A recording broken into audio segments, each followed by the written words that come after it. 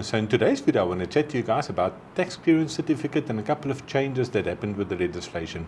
I'm really privileged today to have Thomas Lobban with me from Tax Consulting South Africa. And I think before we start with the questions, I just want to maybe Thomas, if you can just introduce yourself to the viewers and just tell them who you are and what you do at Tax Consulting South Africa. Sure. So I'm our head of cross-border tax. I assist companies and individuals with international transactions and movement, such as tax residency considerations and tax between two countries. So maybe let me shoot with the first question. So this tax clearance pins, what is this whole thing, and when would somebody need something like that? So a tax clearance PIN is a confirmation of a taxpayer's compliance status, which third parties may from time to time need to see in order for the taxpayer to proceed with what they're trying to proceed with, such as an employer in certain sectors. A good example is gambling. An employee would need to have good standing with SARS, or where a person wants to apply for a tender, they want to submit an application to work with government, they need to have good standing, transferring funds abroad or ceasing residency. Okay. I think the next question, because this is where the change comes in, the news approval for international transfer tax clearance pins. What is that? Why did they change it? It's something that's never been done before. Maybe you just want to elaborate a bit on that. When would you need something like that? Sure. So for a bit of context, we now, from the 24th of April 2023, have this, as you say, approval for international transfer PIN. And this replaces two separate PIN types that you would get from SARS, essentially a certificate of tax compliance. But before, you would get a foreign investment allowance PIN, approving a transfer of funds abroad in certain cases, or you would get a tax clearance status or TCS PIN for immigration. So these have now been combined into that approval for international transfer PIN.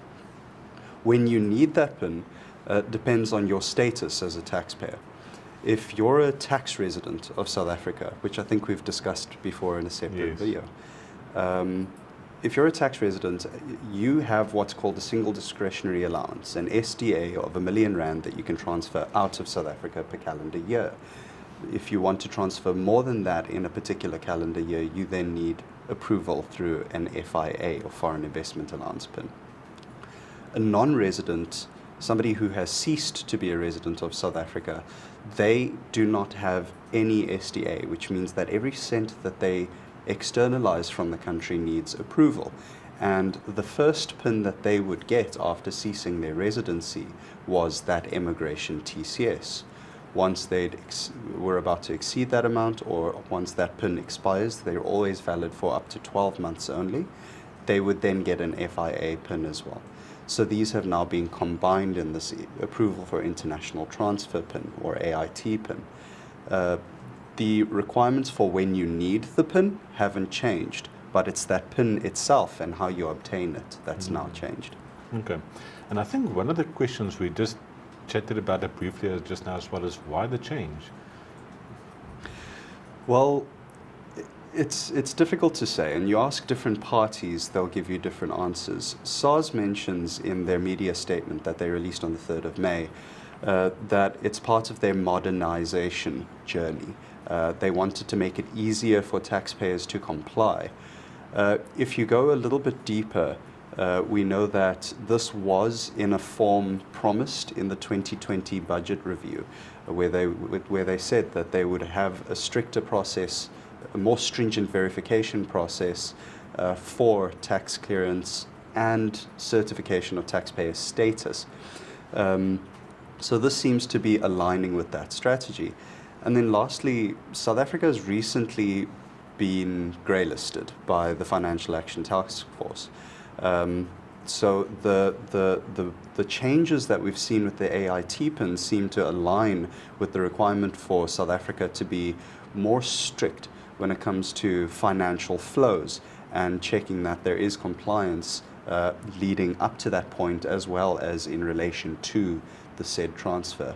Now, finally, the combination of the immigration and the FIA PINs also aligns with the changes that happened to the residency cessation or financial immigration process back in March 2021, where what was a separate Reserve Bank and a SARS process became a simple SARS process. So the combination of these two seems to align with that as well.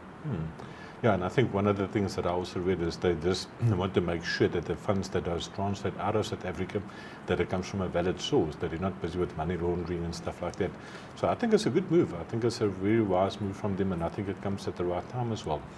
Absolutely. I think it's something that is necessary, and whereas it can be more difficult to obtain that PIN depending on your structure, your affairs, and how complex they are, it's something that was necessary. So we shouldn't see SARS we shouldn't see SARS through a vindictive lens as a result of the introduction of these AIT PINs, but it is something that taxpayers would need to tread a little bit more carefully to navigate. Yeah, I think the one thing that you're mentioning now is about treading more carefully.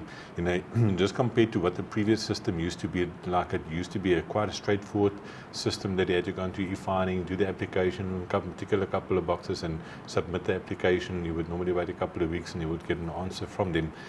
I read a guide, but they said that there's a couple of things that change now, and I know that there's a lot of more requirements. What is the risk of if you try and do it yourself? You know, if you fill in the form incorrectly or anything like that, is there consequences to that? Absolutely, there can be. Firstly, it's a tax offence where you disclose incorrect information to SARS, or where you don't disclose information that you should.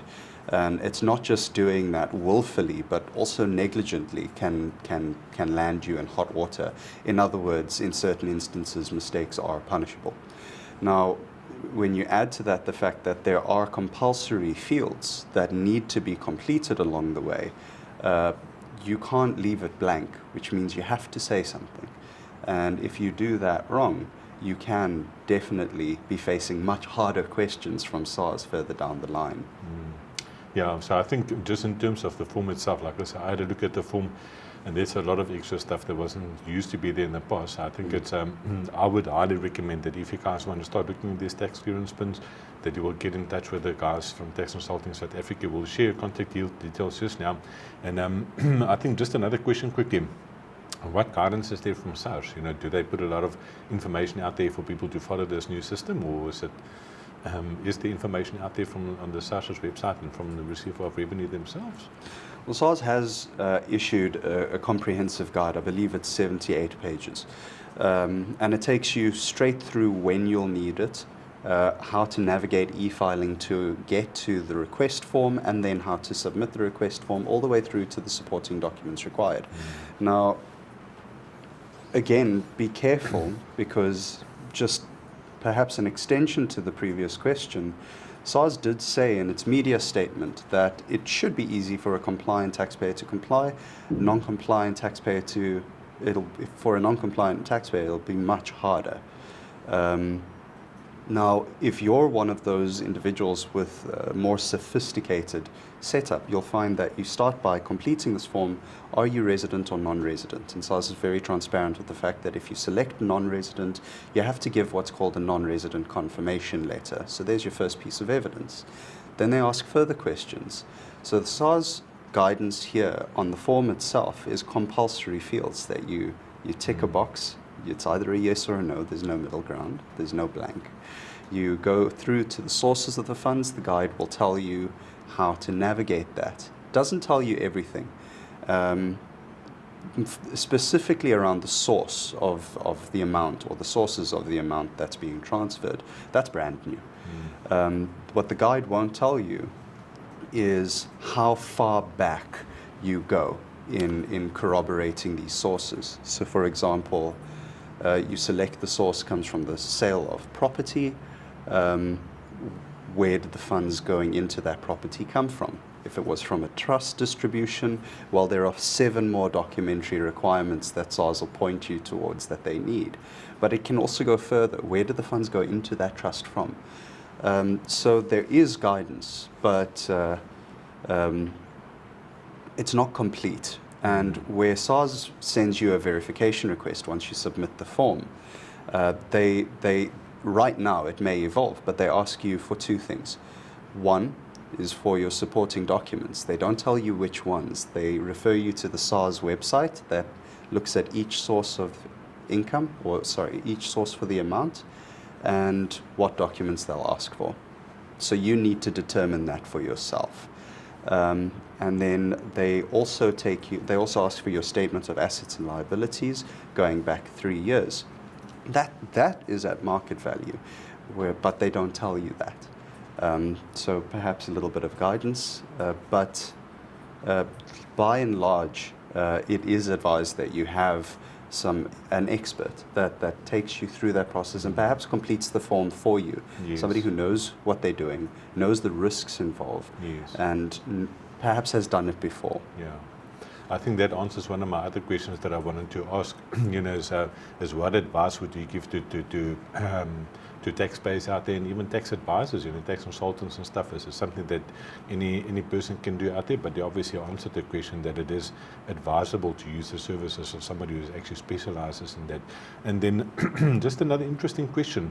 How long does this whole process take? If I start with the application process and say, okay, I'm going to apply for my AIT PIN, how long would it take before I get an answer from the receiver of revenue? Do they link a time frame to that, or is it just a 3-week, 3-month, or how long does it take generally? Do you know? Generally, these things have a turnaround time of 21 business days. Okay. Now, for simpler applications, and part of the reason for the changes that SARS mentioned is quicker turnaround time. Where you have a simpler application, it is a quicker turnaround time. Okay.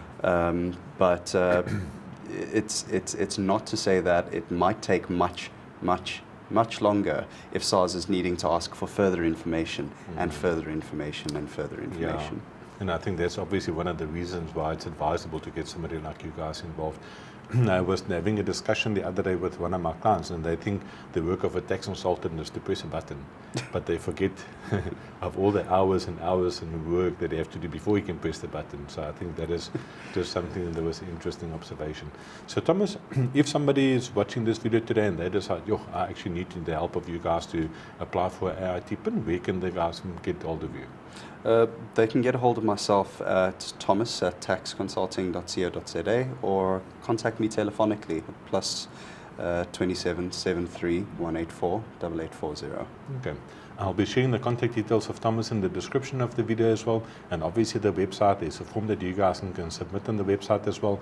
And if you guys have any questions about tax clearance certificates and the changes, if you guys need assistance with these new tax clearances, I would highly recommend that you get in touch with the guys at Tax Consulting South Africa. I've been working with them for many, many years, and I can vouch that they're really professional and really efficient in the services they provide. Thank you, Thomas, for your time. It was a real pleasure to speak to you again. Thank you, Henry. Okay.